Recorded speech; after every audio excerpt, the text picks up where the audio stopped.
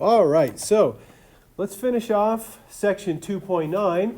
We were talking about formal charges in resonance structure. So we're going to work really hard today on resonance, and we're going to practice drawing some resonance structures and identifying formal charges along the way.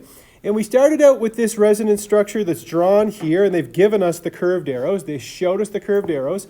How many electrons are being represented in one curved arrow? Anybody? How many? 2 electrons, right? So there's always 2 electrons, okay? And so if we take a look at this arrow here, okay, if you look at this arrow here, you see the tail starts on that pair of electrons that's highlighted in yellow, and the head of the arrow ends up between this oxygen and this carbon. So that means that it's forming a bond between those 2 atoms. Furthermore, you see that this second curved arrow here is starting on the pi bond.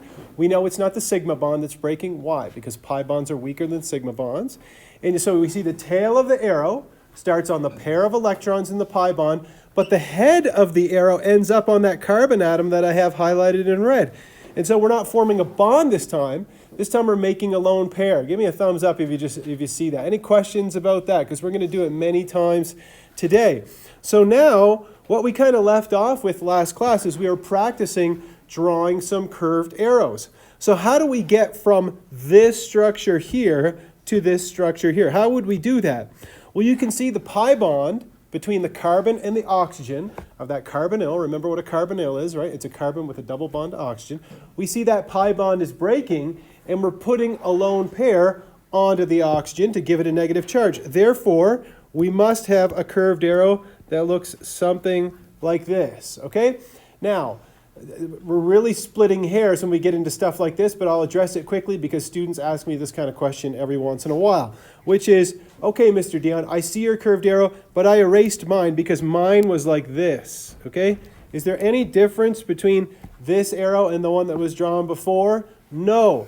Technically, and don't ever do this, okay? I will not give you full points for this, but technically, I mean, you could do this if you wanted to, you know. Technically, okay, I'm being ridiculous, obviously. We don't do that kind of thing, but it doesn't matter which side you draw it from, okay? That's irrelevant, okay? Now you can see the other pi bond, the one that's inside the ring, that pi bond is breaking, okay? And we're making that new pi bond, and so you can draw your curved arrow like this. You can see, I like to make my curved arrows touch the pi bond sometimes. Sometimes they don't, okay? But you can clearly see what I'm representing here. And let's say, I don't know, let's say Kai drew the curved arrow like this inside the ring. That's totally fine, okay? There's nothing wrong with that as long as you're showing the tail of the arrow starting on the pi bond and the head of the arrow ends up between these 2 carbons where you're making that pi bond. Everybody good with me on that? Okay, cool, let's keep going. So for the next one, it's more of the same. You see the pi bond between the carbon and the oxygen is breaking, and so we're going to break that pi bond. We're going to put this pair of electrons up here. Then we see one of, not both, but one of the lone pairs on that nitrogen is going to make a pi bond. So we're going to take either one. It doesn't matter, okay? We can start here like this, or if you say, I didn't like that one, I like this lone pair more, I'll do that. Either way is fine. And again, the head of the arrow is ending up between the atoms, which shows you that you're making a bond in this case. All right, cool. So if we've got that down, okay, let's talk about recognizing some patterns. And this is something that I think I've only seen it in the textbook that we use in this class, okay, the David Klein textbook, which is drawing resonance structures via pattern recognition. And I kind of like it, okay? So 5 general bonding patterns in which resonance occurs. If you can recognize these patterns to predict when resonance will occur. Now this is where we're going to start, right, Brianna? We're going to start with these patterns. We're going to take it with us for the first few chapters. After a while, you're not going to think of them as much, okay? You won't think of them in terms of their label, you know, an allylic lone pair or a allylic carbocation. You're just going to start drawing curved arrows because you start to recognize the patterns, but we'll break it down into these 5 patterns. So we've got an allylic lone pair, so I'll go over that with you, an allylic carbocation, a lone pair adjacent to a carbocation, a pi bond between 2 atoms of differing electronegativity, and conjugated pi bonds in the ring. So again, you can come to class, you can listen to me, and I'm glad you're all here. I'm very happy you guys come to class. It makes lecturing a lot easier, having students here to throw the ball back and forth with. But again, you've got to do lots of practice problems and examples to master it, okay? So if you're sitting around and you've been studying it for a few hours and you say, oh boy, this is challenging, okay? You're not alone, okay? Everybody has to do it. Everybody has to practice it a lot. So don't think it's only me, okay? I had to study it in a long time. You will too, and you will get the hang of it, all right? So let's take a look at the allylic lone pair. First, let's start out by defining the word allylic, and we're also going to define the word vinylic or vinyl and allyl or vinylic and allylic. Okay, so allylic lone pairs, how do you identify these? It says here, vinyl and allyl refer to the atoms of the pi bond and the next door to the carbon-carbon double bond respectively. So if we're talking about the actual atoms in the double bond, as you can see here on the slide, we call those vinylic positions, right? So this is a vinylic carbon, this is a vinylic carbon. If you go one atom away from a pi bond, okay, it doesn't matter. It doesn't have to be a carbon-carbon pi bond. It could be a carbon-nitrogen pi bond, whatever, okay? If you go one atom away, we call that an allylic position, okay? It's just something you have to memorize. We all have to learn vinylic and allylic. So now, we're going to try to look for allylic lone pairs. Now you see in this molecule, we have a pi bond, okay? We have two vinylic positions, but remember, the theme of this slide is allylic lone pairs. So we go one atom out from or far away from either one of these blue carbons, and we look for a lone pair. So you can see that this nitrogen is one atom away, and it has a lone pair on it. You see how the other nitrogen has a beautiful lone pair, but it's not allylic, right? You can see that it's 2 atoms away. Does that resonate with everybody? Okay. All right. Now that we've learned how to identify that, you can see there's a bunch of different examples here. Now, we can only spend so much class time looking at examples. We need to put it into practice, but we have, if you just take a look at each one of these and study them carefully. Look, here we have our pi bond. We go one atom away, we have a lone pair. So we take the lone pair, we make a pi bond, we break the pi bond, and we make a new lone pair. Look at this example. We have our pi bond. Look at this, allylic lone pair. Again, and I'm repeating myself. We take our lone pair, we make a pi bond, we break the pi bond, and make another lone pair, right? And you guys are probably way ahead of me. You're just looking at this and saying, hey, same pattern again. Look at here, same pattern again, and look, the same pattern again. Of that pi bond, one atom away, we find a lone pair, and we can draw this resonance pattern. So let's see if we can put this into practice. For each of the following, locate the pattern that we just learned, the allylic lone pair, draw 2 curved arrows, which is required, and then draw the resulting resonance structure. So you can see that they didn't even give us the lone pairs in here, did they? So we need to pencil them in, and we'll start with the first one. So we're missing 2 lone pairs on this oxygen and 2 lone pairs on this oxygen. And so you can see here we have our double bond. There's our lone pair. So let's take that lone pair and let's make a pi bond and let's break this bond like this, and we'll draw the resultant resonance structure. So when you're drawing resonance structures, you always start with a bracket on the left-hand side.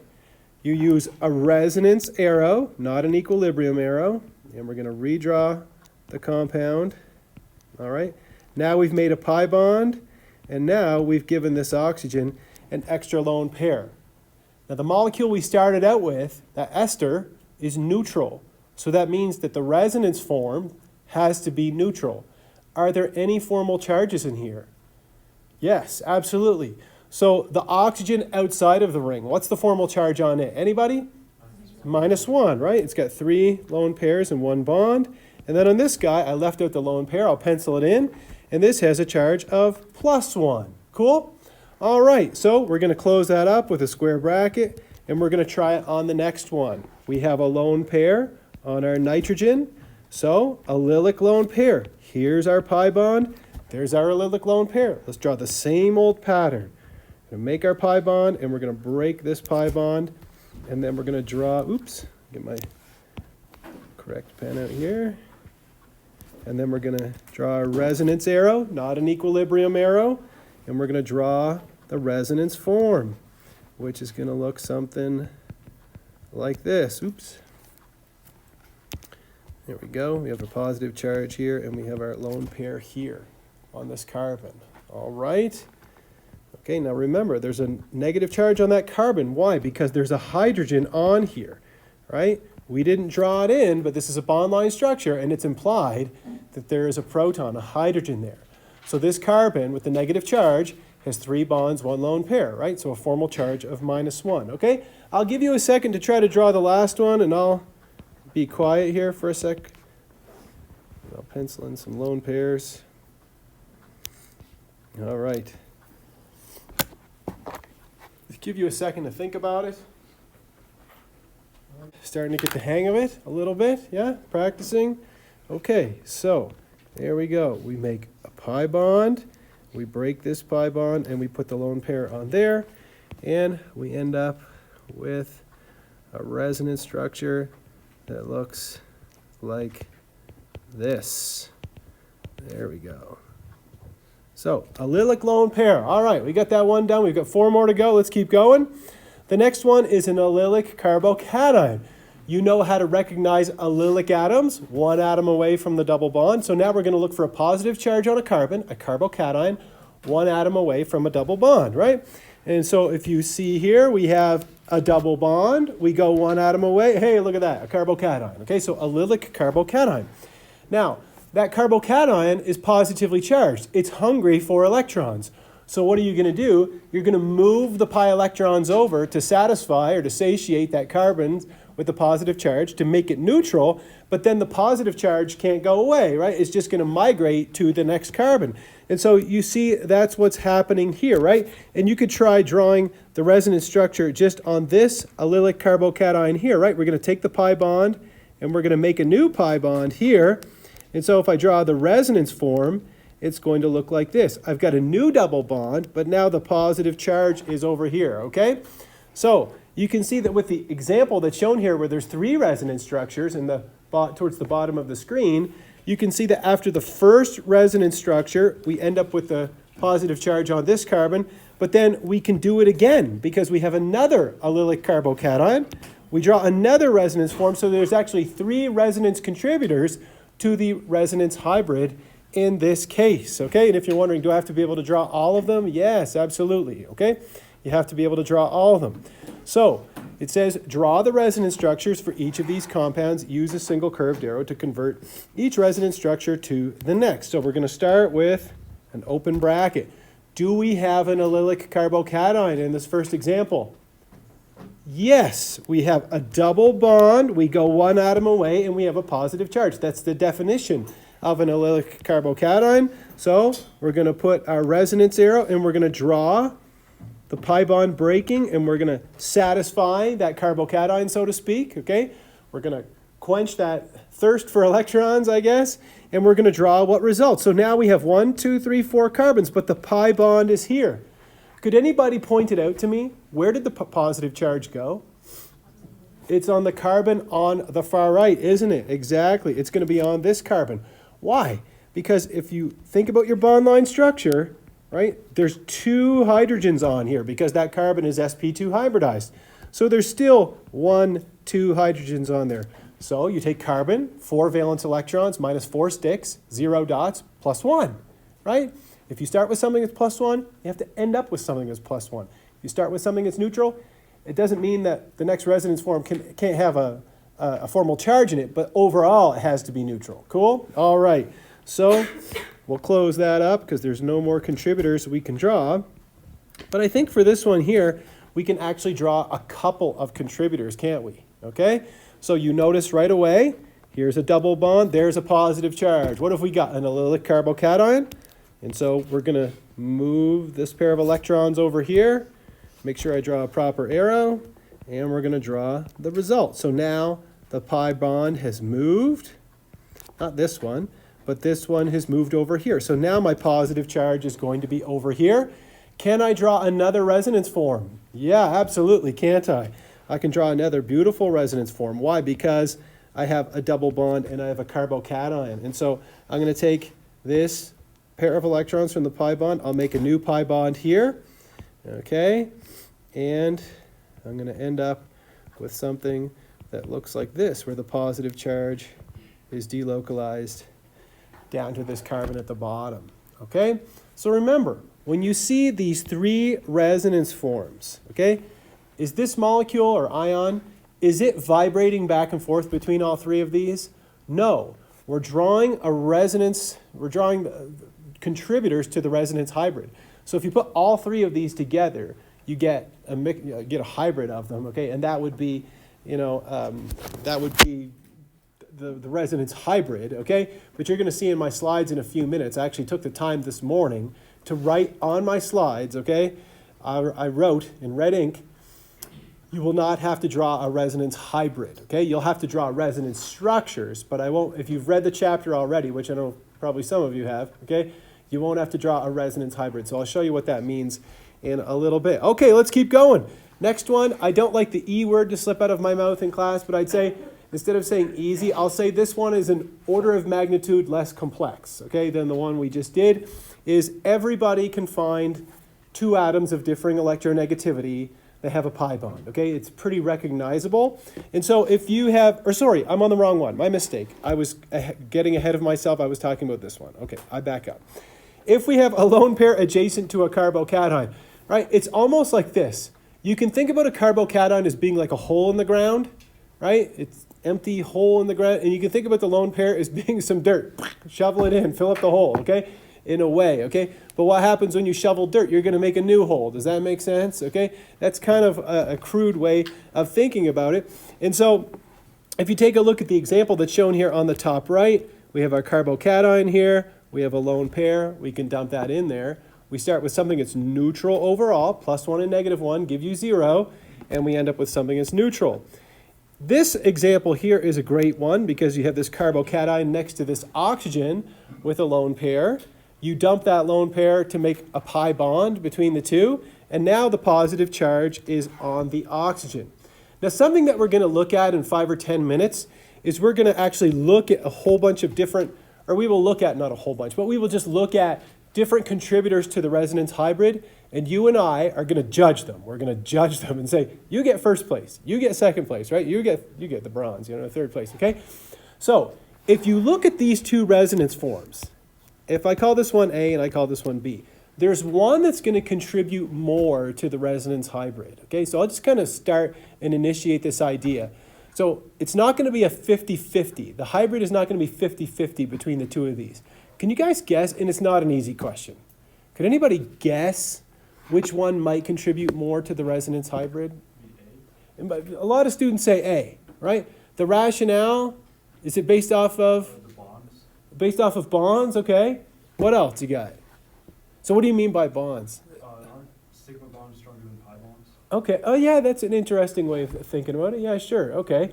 So, More stable. yeah, okay, so usually what students come up with is electronegativity. Is they'll say, I've got a positive charge on carbon versus a positive charge on oxygen. They say, hey, oxygen is the second most electronegative element in the periodic table. It doesn't want to have a positive charge, right? Right? A lot of people think that. I might have thought that when I was a student. I don't remember. But it turns out it's actually B that contributes more. Okay? When I tell you why, you'll say, oh, yeah, that makes sense. In A, does every atom have a complete octet? No. The carbon doesn't have a complete octet. In B, does every atom have a complete octet? Yes. So octets will win out over electronegativity. Okay, octets will win. And don't worry, I have a slide that summarizes that, so don't write it down if you don't feel like it, okay? So now we've got some carbocations next to some lone pairs. So let's do this one kind of quickly. You can see on this nitrogen, we've got a beautiful lone pair there. I'll put the closed bracket. And on the oxygen, in the next example, we have two lone pairs. And so what are we going to do? We're going to take the lone pair, and we're going to make a pi bond, excuse me, in both cases, to satiate, so to speak. I got to stop using that word. But anyhow, to quench that positive charge, and we're going to end up with a new resonance form where everything's going to have a complete octet. So let's take a look at this. We're going to make our pi bond. We're going to draw the resultant, which has a pi bond here. And so now, where's the positive charge? Which atom is it on? It's on the nitrogen, isn't it, right? Nitrogen with 4 bonds and no lone pairs.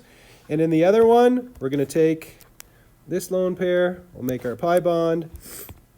We'll draw the result, which is going to look like this.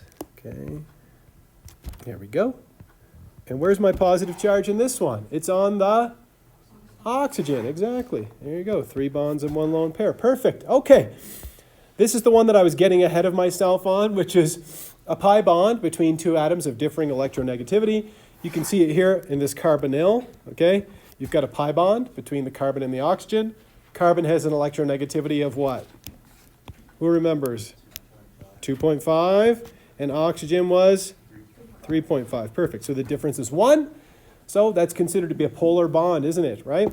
So we break that bond, we give the electrons to the more electronegative element. So it says here, these 2 structures represent the extreme descriptions of pi bonded electrons, equally shared versus not shared.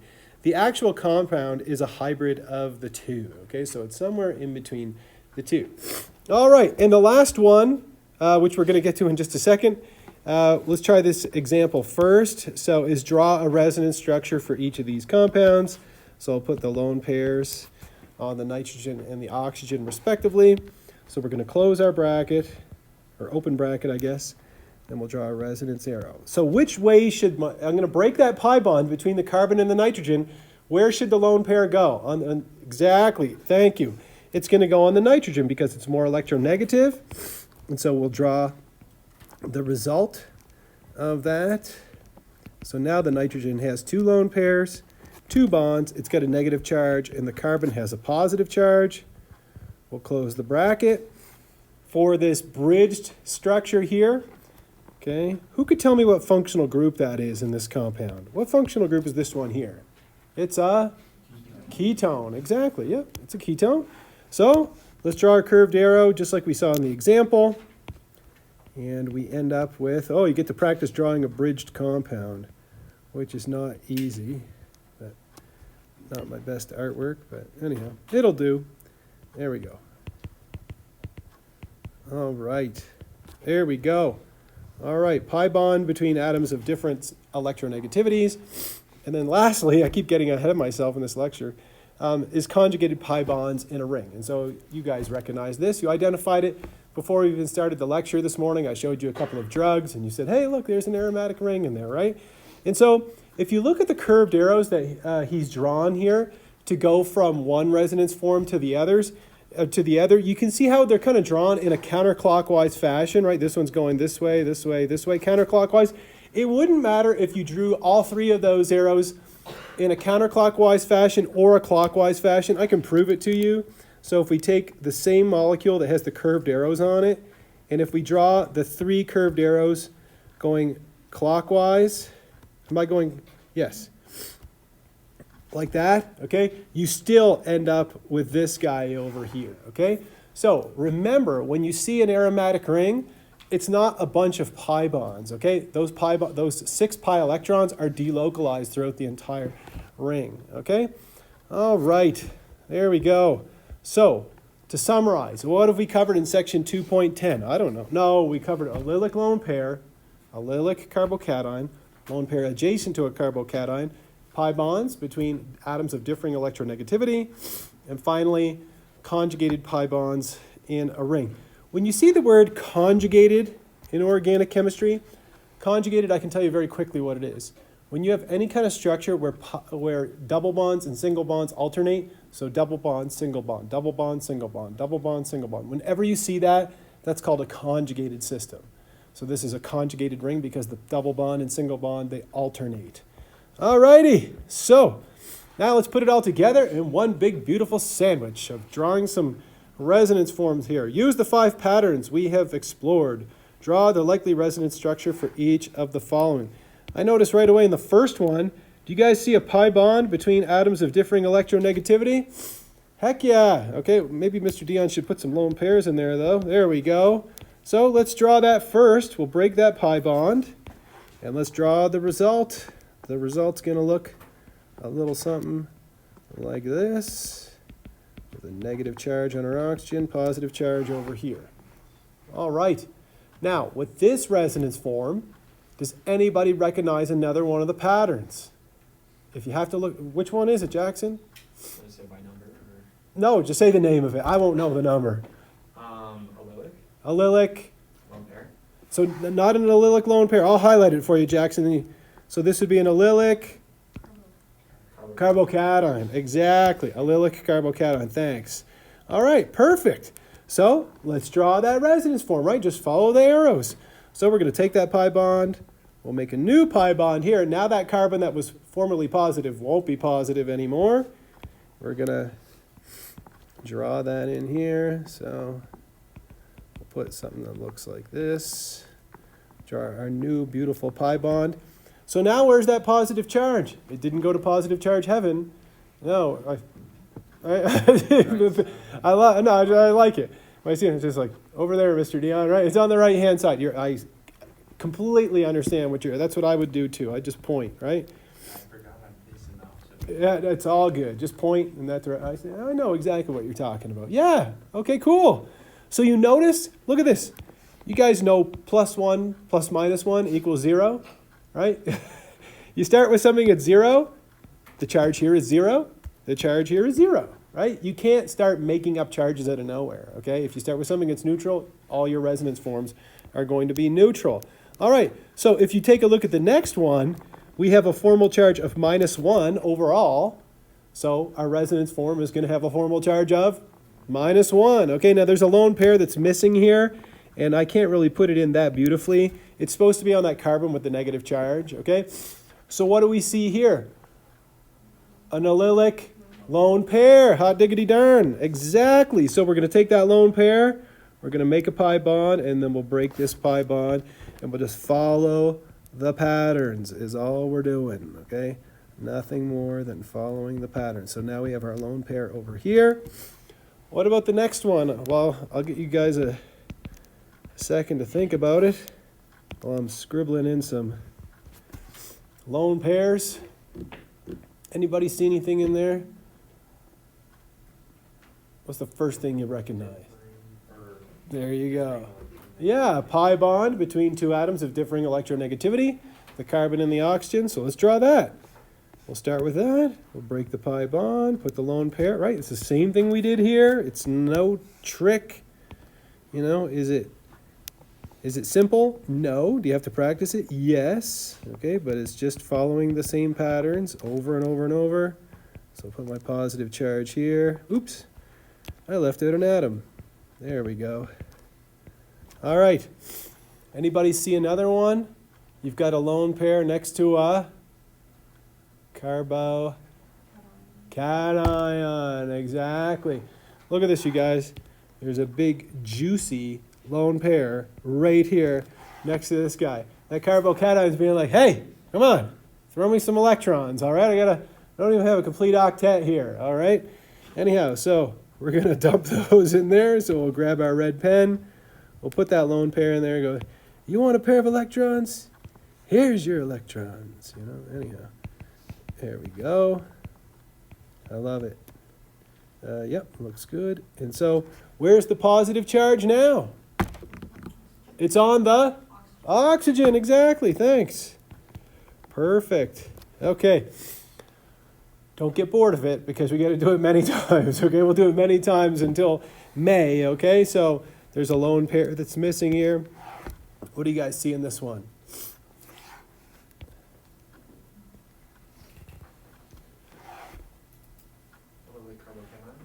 So there's nothing here allylic because there's no pi bond, right? In order to have allylic, you got to have a pi bond. But you do have a lone pair next to a carbocation, exactly. That carbocation is sitting there going, hey, huh? You want to share those, please? I got an empty octet here. And this guy's like, yeah, whatever. All right, take them. All right, take my electrons, please. There you go. There's a joke in there somewhere, anyhow. All right. So, there you have it. I should make a YouTube short like that where I pretend I'm the carbocation. Hey, come on. Throw me some electrons. All right, you want some electrons? Okay, there you go. So, now, if you're looking at those and going, I'm a little bit lost, Mr. Dion, you know, sometimes students say, I'm a little bit lost on this. Are you going to have to practice these? Yes. Yes. If you practice them enough, will it start to crystallize in your mind? Yes. Yes, it will. Okay? All right, so we're going to practice. So, remember what I said a few minutes ago?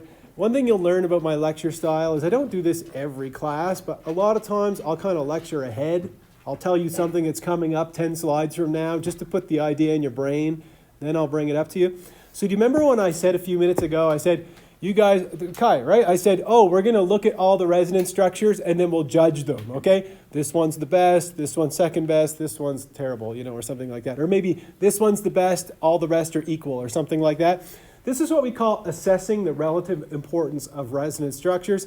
It's something that we have to be able to do, okay? Is be able to look at a bunch of resonance structures and say, hey, I can look at, you and I, we can look at resonance structures on a piece of paper or a screen, right, Aurelie? We can say, there's nothing wrong with any of these, but this one is going to contribute more to the hybrid, right? If I'm going to draw a mechanism for a reaction, I'd probably use this, right? This is the way we think. So when multiple resonance structures can be drawn, we know a blend of all of them, which we call a hybrid structure, or sometimes I call it the resonance hybrid, is the actual structure of the compound, right? We know in reality it's a mixture of all of them.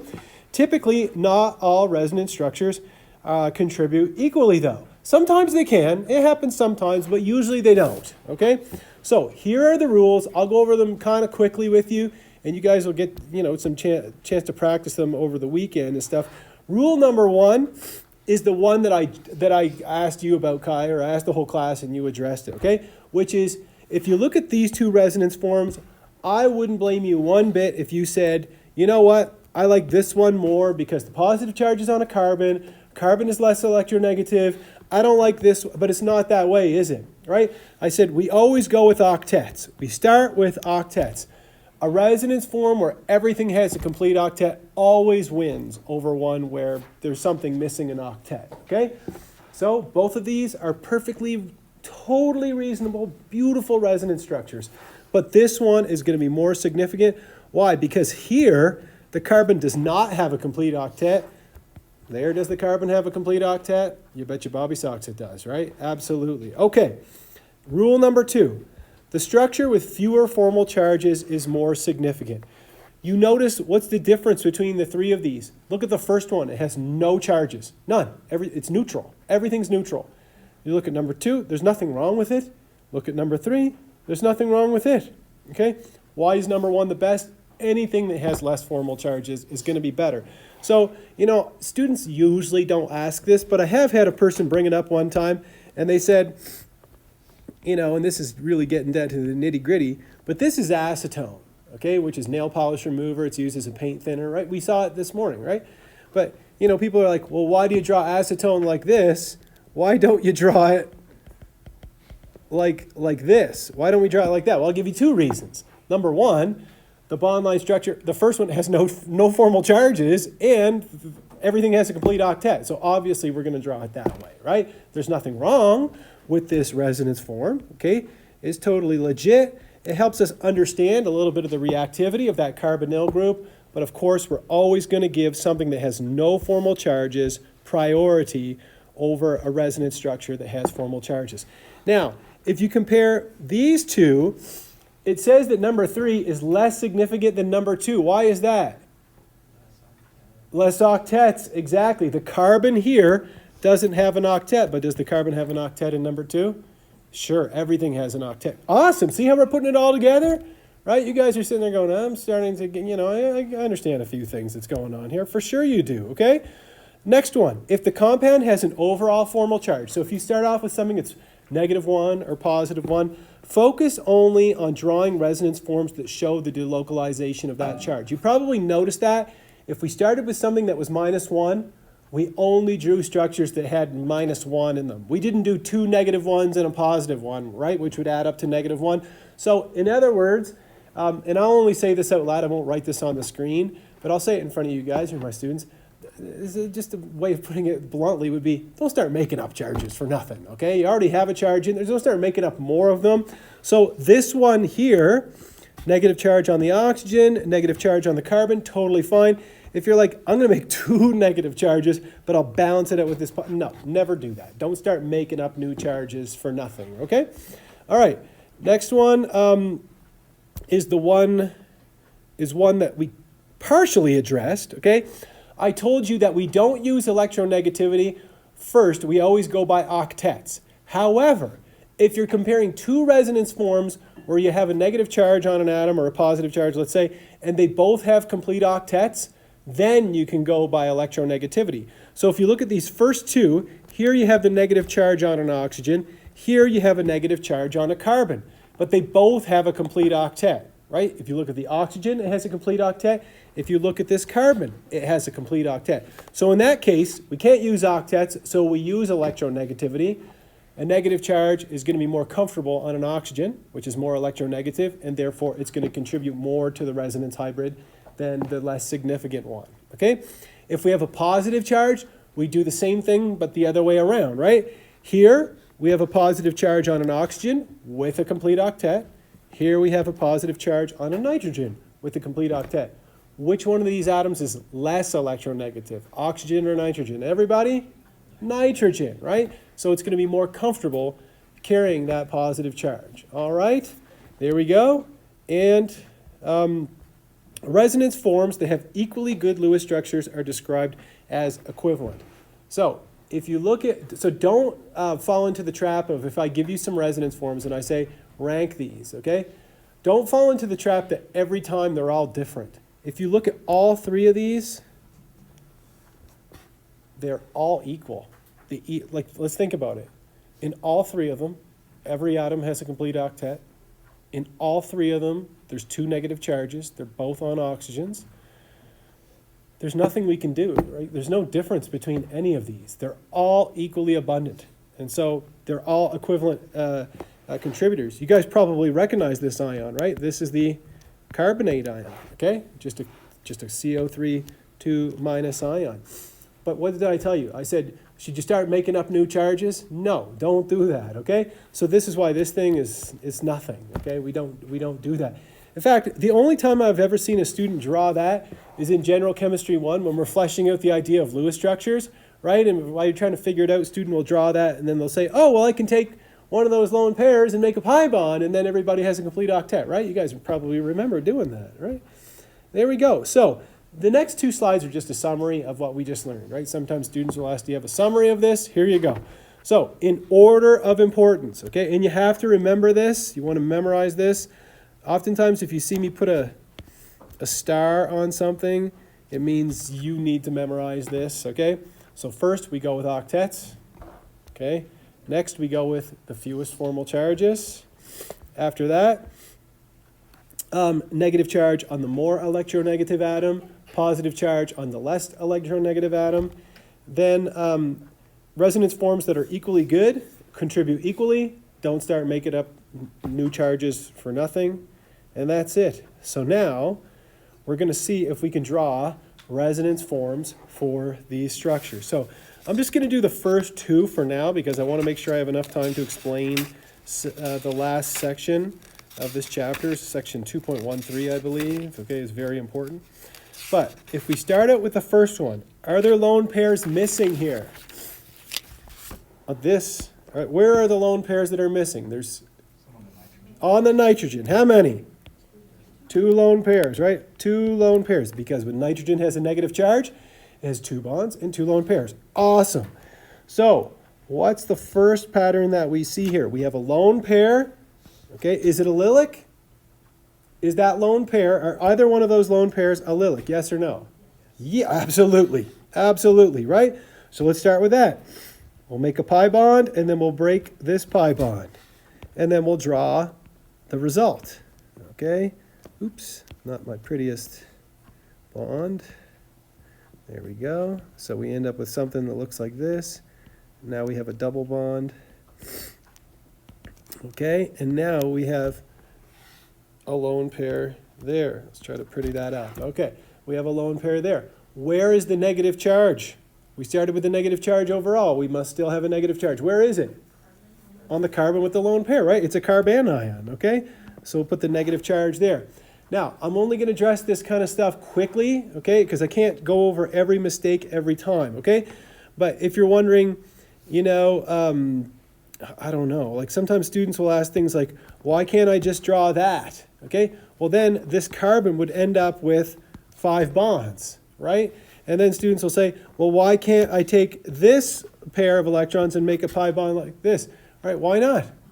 That carbon would have 5 bonds, right? There's a rationale to all of it. Even my brother, who did a chemistry degree and never used it a day in his life, okay, he got into real estate immediately. But even he had to admit to me over a campfire one time, he said, yes, organic chemistry is logical, okay? There is a logic to everything, okay? So we're going to put the lone pair here. All right, what's the next pattern we see? I'll highlight it for you. What do you see that? It's a nice, big, juicy, allylic lone pair, right? We have double bond, we have a lone. Can we draw a resonance form for that? Yes. We'll put a pair of electrons there to make a pi bond, and then we'll break this pi bond and put a carbanion ion there. Awesome. So we'll scribble that down. There we go. And we can do it again, right? We can put a lone pair here and put this guy up here. So when we do that, we end up with the last resonance contributor, which is going to look like that. There you have it, folks. Those are all of them. Now, every once in a while, somebody will ask me, yeah, but can't you take this one and go back to the beginning? You can, okay? You could draw that, but it's not a new resonance form, okay? It's just the first one redrawn, okay? So those are the contributors to the resonance hybrid. There's 4 of them. If we just label them, I don't know, 1, 2, 3, 4. Is there one of these that looks like the king of the castle to you guys? Number 1. Why? Everything in all of these has a complete octet, right? So why is number 1 your choice? Nitrogen's more electronegative than carbon, right? So this one will be the greatest contributor. Greatest contributor. What about the other 3? Is there any difference between those? They all have a neutral nitrogen, right? They all have a carbanion in them. There's no difference between the carbanions in any of them. So I would say that all 3 of these, okay, those are all equivalent. So I'll just scribble that out and we'll just say equivalent. All right, there you go. So with the next one, there's a lone pair that's missing. It's supposed to be, there's 2 lone pairs missing, this one and this one, right? Okay, so what do we see here? Do we see pi bonds? Well, there's 2 pi bonds, but do we have an allylic lone pair here? We have pi bond, then we go to the neighboring atom. Does it have a lone pair on it? Yes, so we do the allylic lone pair pattern. Same old thing, where we make a pi bond and then we break this pi bond, right? So when we draw the result of that, it's going to look like this, where CH3, now this carbon has a double bond on it. Still have our carbon here. Now this nitrogen has 2 lone pairs. Okay, so what happened to that negative charge? Where did it go? On the nitrogen, right? 2 bonds, 2 lone pairs. There you go. So, which one of those is going to contribute more to the resonance hybrid? Do both of them? Does everything have a complete octet? Does the carbanion have a complete octet in the first one? Yes. Right? It's surrounded by 1, 2, 3, 4, 5, 6, 7, 8 electrons. Complete octet. Okay? Does everything in the structure on the right have a complete octet? Yes. Okay? So everything has a complete octet. Okay? So we can't use that. Now, if we look at the 2 of these, we have a negative charge on a carbon and a negative charge on a nitrogen. Where is the negative charge going to be more comfortable, so to speak? On the nitrogen, right? So that's going to be the greater contributor. Exactly. So we'll put here greater contributor. All right, we're cooking with gas now. So I'm going to skip this last one for now. Again, I took this directly from your textbook. You have the solutions manual. The answer is in there. But I do want to get to the last section with you. Okay, there's 2 sections left. It's 8:47. We have time, but I want to make sure I don't run out of time. Okay? Anyhow, what do you guys see here in this one? What pattern do you see in this one? A lone pair next to a carbocation. The carbocation's like, hey, I'm starving over here, right? Like, throw me a pair of it, right? And this guy's like, all right, take your electrons, all right, take them. Just leave me alone. All right, anyhow. Here we go. So we end up with something that looks like this. Okay. Where's the positive charge now? On the nitrogen, exactly. Is there another contributor you can draw for this one? You'd think there might be, because there's another pi bond in there. There actually there is. Yeah, there is. Okay. What you could do is you could take this, yeah, and you could push this back up here and then push this one over here, right? And that will give you the last contributor. Okay, I'll give you some time to draw that on your own. All right, so let's take a look at the resonance hybrid, okay? Now, I don't want you to tune me out. I know you guys don't, okay? That's why you come to class, right? You guys always listen to me. I ask a question. I always get some answers. That means somebody's awake, right? Somebody is listening. That's nice, okay? So I'll let you peek at something. So check this out. I don't remember if it was last night or this morning, but I'm always reviewing my notes before I come to class. And look what your teacher wrote on the screen, okay? Go through all these slides. And then I will not ask you to draw a resonance hybrid, okay? So listen to this. Listen to me carefully though, Brianna. If you go through my list of suggested practice problems, in those, there's some questions where it says draw a resonance hybrid, okay? I'm telling you right now, I won't make you draw one on a quiz, but I do ask you to try it, okay? Try it. Why? There's some learning opportunities in there. You're going to pick some stuff up when you're drawing a resonance hybrid, but I've discovered they're pretty hard to grade because sometimes the students will try to convey something and it's kind of unclear to me sometimes. So let me just review this kind of quickly. Why can we do this quickly? Because I'm not going to make you draw anyhow.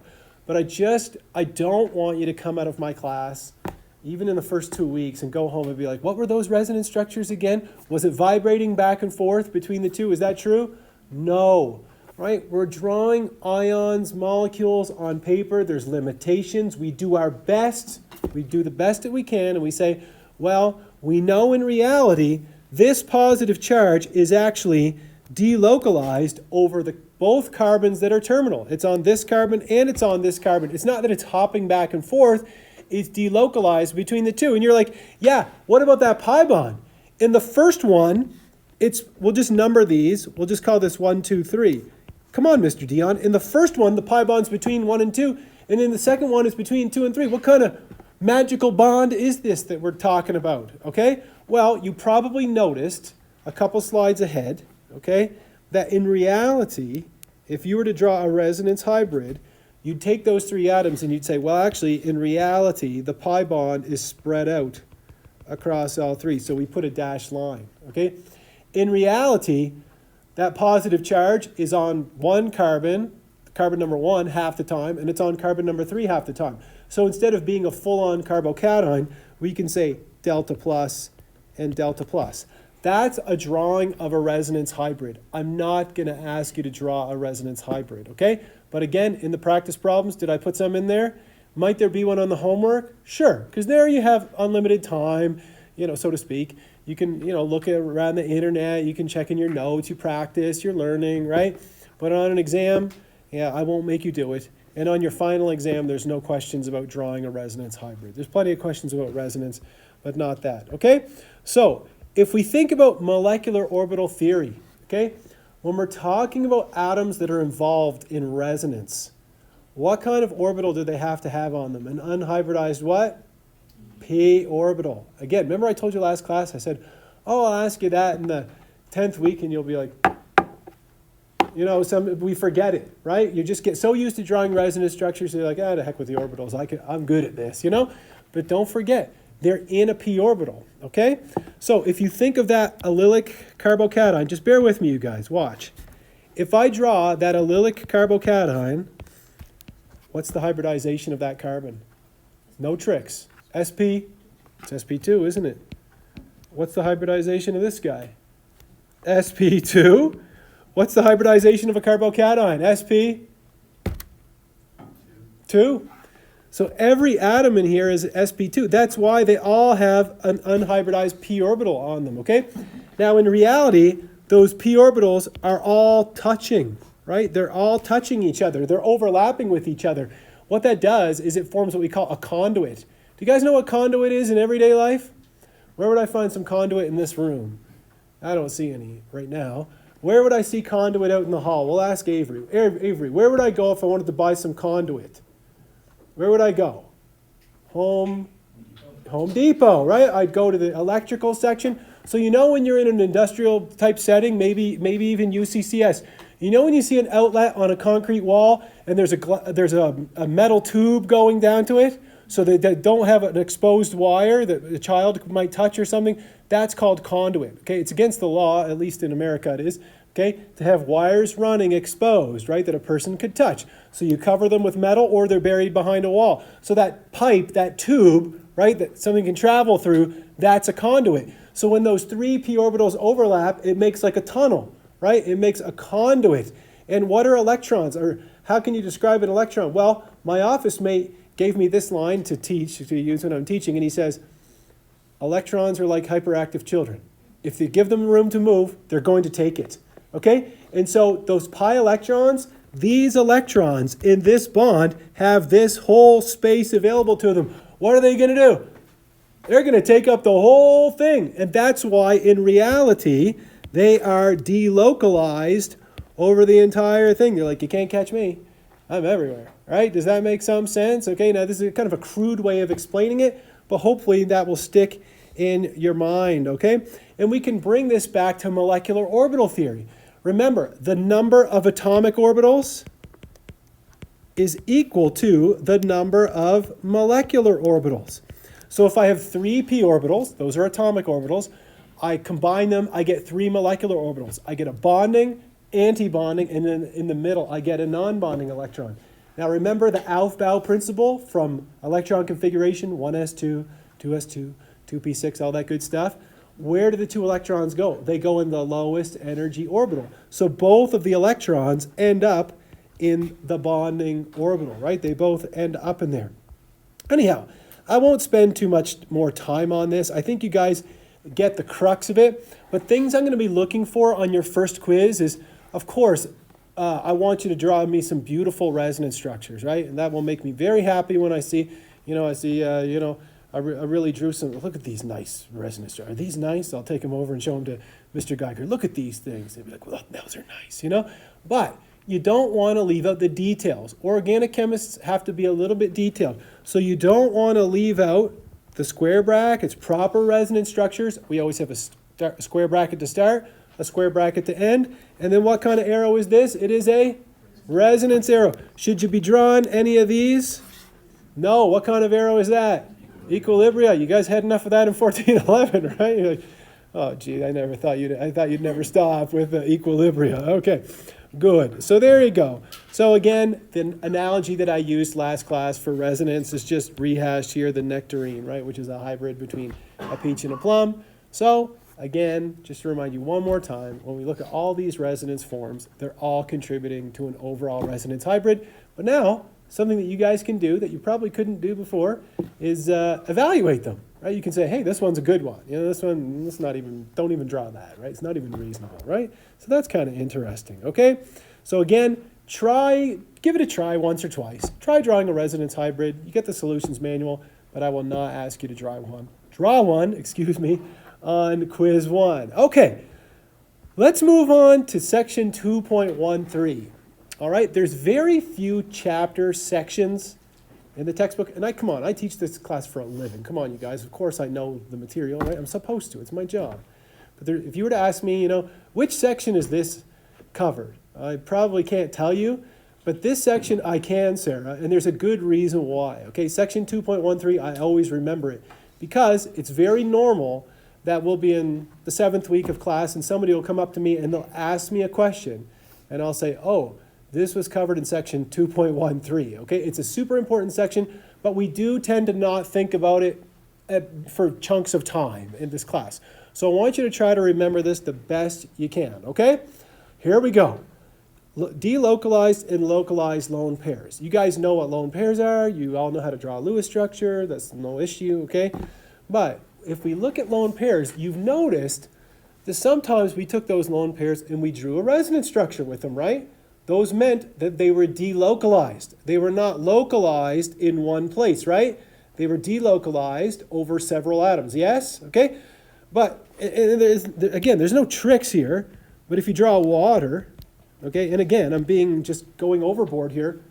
Can you draw a resonance structure of water? No, there's no resonance form. So those lone pairs are what? They're localized, right? They're just sitting there, okay? So it says here, to be delocalized, a lone pair of electrons must be adjacent to an atom with what? An unhybridized p orbital. Okay, so now, if you look at that nitrogen, now again, I'm going to go to extremes here, but I'm the teacher, okay? So sometimes I do stuff like this. If we cover that up, if I just said I have a nitrogen with 3 bonds and 1 lone pair, you'd say that's localized, right? Are you with me on that? Okay? But if we reveal all this, can we draw a resonance form or a resonance structure where that lone pair, meaning I know there's 2 more lone pairs that aren't drawn, but could we draw that lone pair participating in resonance? Oh yeah, I see all of you nodding your heads. Yes, you're absolutely 100% correct. Every single one of you, I'm sure, is thinking, yeah, you got an allylic lone pair. Of course you could. Come on, that was the first one we did, right? You draw this, you draw that, and yeah, you're done. Okay, just give me a second here, and I'll try. Right? You guys are still concentrating on it. Just like, okay, I got a negative charge here. I've got a double bond here, and everything looks good. Okay, there you go. 2 resonance forms. Cool? So if you go here, I have the 2 resonance forms drawn here. Now, if I highlight this nitrogen in yellow, I'm not going to ask you, I'm just going to tell you the way to guide yourself through this. I bet you if you went and asked somebody in Gen Chem 1, and I wouldn't expect them to say otherwise, if you said, what's the hybridization of that nitrogen? They're going to say sp3, right? Because they learned steric number of 4, 3 bonds, 1 lone pair, it's sp3. Then if you were to just show them this and say, okay, what's the hybridization of that nitrogen? They're going to say, oh, it's sp2, right? Steric number of 3, 1 double bond and 2 single bonds, yes? So the question is, and you see that he put it on here, he said, which one is it? Is it sp2 or is it sp3? It looks like it's sp3 once and then it's sp2 in the other. Which one is it? Well, let's guide ourselves through it. What did I tell you? What's the only way that that lone pair can be participating in resonance? It must be in what kind of orbital? A p orbital. It has to be in a p orbital. Ergo, or therefore, the nitrogen with the lone pair, the one on the left, it must be, if that lone pair is in a p orbital, right, then it means that that's an unhybridized orbital, right? And there's four regions of electron density, so it means the nitrogen must be sp2 hybridized. Okay, that's the conclusion. Okay, let me repeat that. This looks like it's sp3 hybridized, doesn't it? Right? But what you're going to say to yourself is the only way that this lone pair can be in resonance, right? It has to be in a p orbital. Well, how do you have a lone pair and 3 bonds and have a p orbital? Well, the other bonds must be sp2 hybridized. Okay, they're not sp3. You see, it's not easy. Okay, I wouldn't ever say it is. Okay, but you guys and me, we're able to recognize when a lone pair is in resonance now, right? And the more you practice it, the better you're going to get at it, right? So there you go. So if a lone pair participates in resonance, then it must be in what kind of orbital? I'll try it one more time. It's in a p orbital, right? So that lone pair is delocalized. The only way that's possible, look, we'll put a big box around it. This nitrogen, meaning this one right there, it must be sp2. Okay, go ahead. So is the idea there that if you just have like all sp3 or other orbitals and you don't have any just regular p orbitals, that there is just no way for them to overlap and form that contact? There's no resonance, right? That means the lone pair can't be in resonance. So I'll tell you what, in a second we'll look at a molecule where there's multiple lone pairs and we'll suss them out. We'll figure out which one is which, but you're absolutely on the right path there, 100%. Now, this molecule here, like what is that aromatic ring with a nitrogen stuck in it, okay? This molecule has a name, and every once in a while I tell you guys, you should memorize the name of this. This molecule is called pyrimidine. Pyridine, okay? 2 nitrogens is pyrimidine or pyridazine or pyrimazine. Anyhow, sorry, got mixed up there. But this is called pyridine. Pyridine has a terrible odor, okay? It smells really bad, but you know how an odor can take you back somewhere, or you smell something like grandma's house, or something like that? If I smell pyridine, it takes me back to my first job working as a chemist, because the first thing they ever made me do was distill pyridine. Anyhow, it has a very nasty smell, and it can render a human male what's the word I'm looking for? Sterile, okay? Can render a person sterile. And then they used to, you guys know what a gelding is, right? Anyhow, so I think that's how they made a gelding back in the day. They would make them huff pyridine, yeah. Anyhow, they don't do that anymore, obviously, but yeah, kind of nasty. But, you know, every once in a while, I just kind of, I wouldn't say I throw up my hands. I never give up on my students. You guys are great, okay? You made it this far. You must be all excellent students, okay? But every once in a while, I just throw something at you, and I'm just like, just memorize this for now, okay? Maybe it'll crystallize more later. But this comes up a lot in this class. I know some of you are interested in applying for medical schools, right? It'll come up in those exams. Maybe I have somebody here, maybe Naomi is, I'm going to be a dentist or something, right? It'll come up in that kind of exam. And so pyridine is a case where the lone pair on the nitrogen is in a p orbital, okay? So the lone pair here is in a p orbital. Sorry, no, my mistake. I was like, that's not right. It's in an sp2 orbital, so sp2 hybrid orbital. Sorry about that. I was just looking at something else there for a second. So it's in an sp2 hybrid orbital. So you see this gray lobe here? That's an sp2 hybrid orbital, okay? Because the nitrogen has a steric number of 3, right? It's got 1, 2, 3, yes? So that means it's sp2 overall. The nitrogen is sp2, but you got to ask yourself, is the lone pair in an sp2 orbital or is it in the unhybridized p orbital? Well, the reason why it's in an sp2 orbital, you're like, well, why wouldn't it be in the p orbital? Because the p orbital is used to make the pi bond, right? How do you make a pi bond? It's the overlap of what two types of orbitals? P orbitals, okay? So the pi bond is made from 2 overlapping p orbitals, so therefore the lone pair cannot be in a p orbital, right? If it's sp2 hybridized, that means you've got 3 sp2 orbitals and 1 unhybridized p orbital, okay? So ergo, the lone pair has to be in the sp2 hybrid orbital, yes? Okay, so I would say borderline memorize this. So I'll put a little star by that, okay? The lone pair on pyridine is in an sp2 hybridized orbital. So you see those resonance arrow that they've drawn there? Look at this. I love Dr. Klein, the way he puts stuff sometimes. You see that giant red X over the resonance arrow? Do you think that means that's permitted? No, that is not permitted. So that is not a valid resonance structure, okay? You can't do that. Now, if you're like, well, it doesn't look like there's anything wrong with it, well, I'll tell you what's wrong with it, is that now you guys know that that lone pair is not in a p orbital, is it? What's the only way a lone pair can participate in resonance is if it's in what kind of orbital, A? There you go. So it's not in resonance. And if you're like, well, what about the double bond? Could that be in resonance? Sure. A double bond could be, okay? You could technically take your pyridine, and you guys don't have to write this down, I'll just do it here quickly. You could draw the pyridine like this and say, okay, well, I can move this pi bond here, move this pi bond here, and move this pi bond here, and then make this resonance form like that, okay? There's nothing wrong with that, but you notice that what I drew there, that didn't involve the lone pair. That only involved the pi bonds, didn't it? Okay? So the lone pair on the nitrogen of pyridine, does it participate in resonance? That's a hard no. What kind of orbital is it in? sp2, great. All right, there you go. So now, let's say you're given a molecule like this one here, is here. Check this out.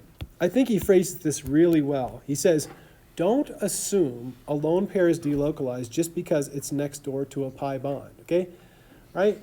If you have an atom that has both a pi bond and a lone pair on it, okay? It says here, generally, you can assume when an atom possesses a pi bond and a lone pair, so you've got both, okay? They both will not participate in resonance. So again, if you go back to pyridine, let's go back. This nitrogen, look at it. Does it have a pi bond on it? Yep. Does it have a lone pair? Yep. So they're both not going to participate in resonance, right? Just more evidence here, okay? So there we go. So as always, if there's no p orbital next door to the lone pair, then it will be localized. So to address your question that you had earlier, right? If we take a look at this lone pair over here, okay, forget about the hybridization for now. Do you guys see, after everything that we've covered this morning, and remember, I would never try to fool you, do you see any way that that lone pair can participate in resonance? Nope, that thing is just stuck there. It's not going anywhere, right? That nitrogen's sp3. It's got nothing to do with resonance. There's no pi bond anywhere near it, okay? It's just sitting there. It's in an sp3 orbital, okay? Now, if you look at this lone pair here, right? Again, if you were to ask somebody who's in general chemistry 2, you ask them, what about that lone pair? What kind of, or what's the hybridization of that nitrogen? What are they probably going to say? They're probably going to say sp3, are they right? No, they're wrong. It's sp2, right? This is where organic chemistry, you have to think a lot of times, okay? Why? Because that lone pair can participate in resonance, okay? It can. What's the only way it can do that? If it's in what kind of orbital? P orbital. Therefore, the nitrogen must be sp2 hybridized. There you go. And then just let me erase those. Now, the last one. This one here, I'll use my blue pen. That nitrogen has a pi bond and a lone pair on it. Are they both going to participate in resonance? No, okay? But you're like, okay, it's got a steric number of 3, right? 1, 2, 3. Remember, a lone pair counts for 1, a single bond counts for 1, a double bond counts for 1. So that means the nitrogen is sp2 hybridized. But what kind of orbital is that lone pair in? It's in an sp2 hybrid orbital. Where's the p orbital? What's it doing? What's the p orbital being used for on this nitrogen? It's being used for something to make the pi bond. Exactly, okay? Are you going to have to think about it a little bit? Yeah. Will you have to sit at home and be like, think about it a little bit? Of course. That's normal. Of course you have to think. Maybe you'll have to walk up on Rampart Range Road and just wander around in the forest for a little bit, build a fire. It's like sp2, sp3, you know, which one? Either way, right? You have to think about it. I'm reading a book at home. I lay it on my chest and close my eyes. My kids have the same line every time. It's, Daddy, are you sleeping or meditating, right? Because I always say I'm meditating if I'm trying to think about a book, like trying to figure out what's going on in it. So you might have to meditate on it. That's normal. Go ahead. So when we look at the two nitrogens that don't have the pi bond, Yeah. is the idea that the left one will adopt the sp2 configuration in order to participate in resonance? Yes, absolutely. Absolutely. It's forced into being sp2, right? Because resonance imparts what to a molecule or ion? Stability. Exactly. And you know what? That's a great segue into something that we're going to learn in organic chemistry too, so we've got many weeks to go. But I'll just put this idea in your brain. You guys all have access to the textbook. If you look in chapter, I don't know what chapter it is, maybe 16 or 17 or something like that, you'll see there's a whole chapter on aromaticity, okay? So aromatic rings. It turns out that in reality, the ring that's in this molecule, and again, you don't need to know this, this is way, way ahead of of us, but that's an aromatic ring. It's a different type of aromatic ring, but it still counts as aromatic. And I might have told you in 1411, if you took it with me, we did a short section on organic chemistry. Does anybody know do you remember what aromatics means? Okay, so aromatic, I'll tell you right now, it means stable. The first aromatic compounds, yes, they were isolated from tree resins and flowers and whatnot, and they were aromatic. They had nice and pleasant odors, but there's many aromatic compounds that have no odors. There's many that smell bad, like pyridine, okay? And so aromatic just means stable, but that's a great point. If you're like, well, you know why, right? It's forced into being sp2 because then the lone pair can participate in resonance, and then it becomes way more stable than it would be if it wasn't. That's a great question, okay? So it's 9:11. Let's take a look at some questions here. Okay, so it says here, for each compound below, identify all lone pairs and indicate whether each lone pair is localized or delocalized. Then use that information to determine the hybridization state and geometry for each atom that exhibits a lone pair. So we'll start with this one here. Maybe I'll put different color lone pairs. I'll put a blue lone pair here, and then I'll put a red lone pair there. So let's start with the red one, okay? The red lone pair, and again, there's no trick questions in this class. Can that lone pair participate in resonance? No. So what's the hybridization of that lone pair? sp3, right? Yeah, okay, so we'll just get this out here and we'll say that's sp3. The nitrogen is sp3, right? All the bonds, all the lone, everything's sp3. So what would be the molecular geometry of that nitrogen? It would be trigonal pyramidal. Exactly, good. I love it. You guys are all like, huh? Yeah, I know exactly what you mean. Trigonal pyramidal. Yeah, perfect. Okay, what about the blue lone pair? Is it delocalized? Can it participate in resonance? Yeah, for sure, right? You don't have to draw this in, but I'm your instructor. I'll just draw a quick arrow here. We could draw, right? We have an allylic lone pair. So that lone pair is participating in resonance. So what's the hybridization of that lone pair, or the nitrogen, excuse me. The nitrogen is sp2, and the lone pair, it's participating in resonance. So what kind of orbital is it in? It's in a p orbital, right? So I'm just gonna, I don't even know what the question asks. So the lone pair is delocalized, so I didn't even address that. So here for the first one, I'll put localized. Here I'll put delocalized. Okay. This is in a p orbital. The nitrogen is sp2. The nitrogen is sp2. And so the molecular geometry there, if it's actually sp2, is going to be trigonal. What happens when you make that pi bond? It's going to be trigonal planar, right? It's going to be trigonal planar. So trigonal planar. All right. So it's already 9:13. Let me give you some strategies of things you can do before the quiz on Monday morning, because we still have quite a bit of time, right? There's a lot of hockey left to play before we have the quiz. So what I recommend